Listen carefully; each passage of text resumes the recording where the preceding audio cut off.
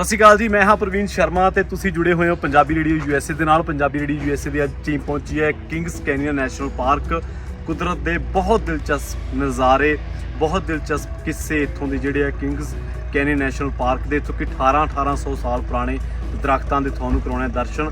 ਤੇ ਆਓ ਫਿਰ ਕਰਦੇ ਹਾਂ ਟੂਰ ਪੂਰੇ ਪਾਰਕ ਦਾ, ਦੱਸਦੇ ਹਾਂ ਤੁਹਾਨੂੰ ਕੁਝ ਇੰਟਰਸਟਿੰਗ ਫੈਕਟਸ।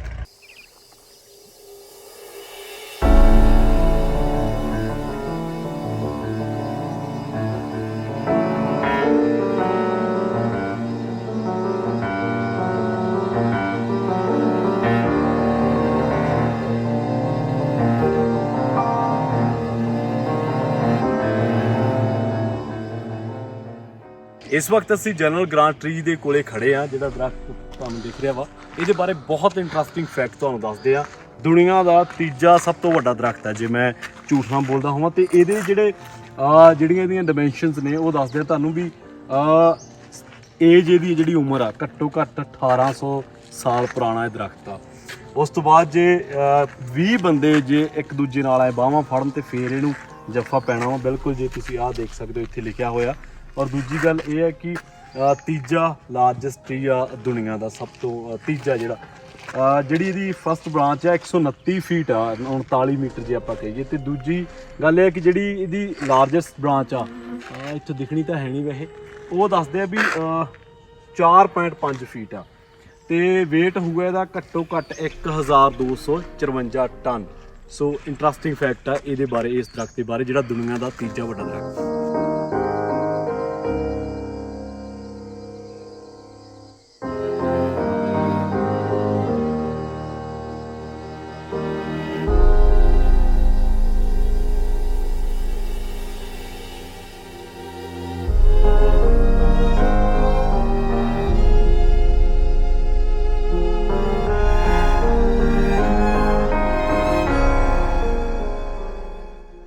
ਆਪਾਂ ਇਸ ਵੇਲੇ ਘੁੰਮ ਰਹੇ ਹਾਂ ਜੰਗਲ ਦੇ ਵਿੱਚ ਤੇ ਬਹੁਤ ਰੌਚਕ ਚੀਜ਼ਾਂ ਤੁਹਾਨੂੰ ਦਿਖਾ ਰਹੇ ਹਾਂ। ਇੱਕ ਹੋਰ ਬੜੀ ਪੁਰਾਣੀ ਚੀਜ਼ 18ਵੀਂ ਸਦੀ ਦੇ ਅੰਤ ਦੀ ਚੀਜ਼ ਤੁਹਾਨੂੰ ਦਿਖਾਉਣਾ।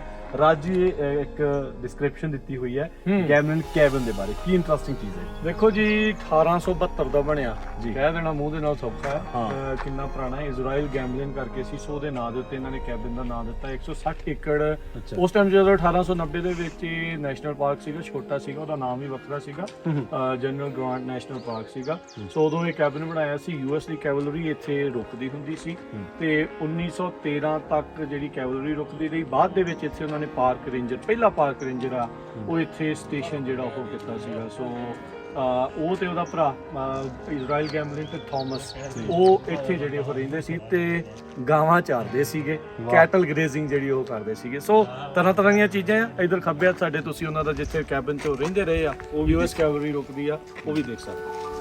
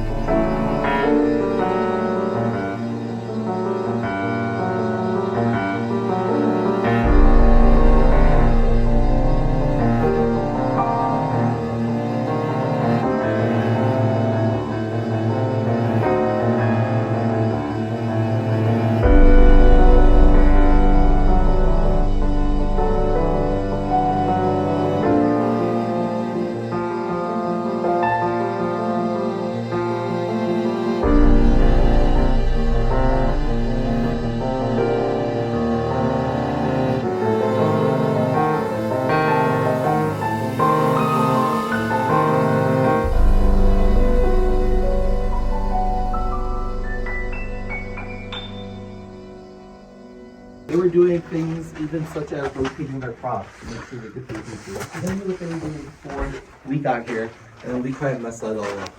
So when we finally started to care about conservation and preservation, believe me or not, it wasn't even scientists that first started to care. It was people, everyday people like you and me. How many of you guys know the writers Aldo Leopold or Henry David Thoreau?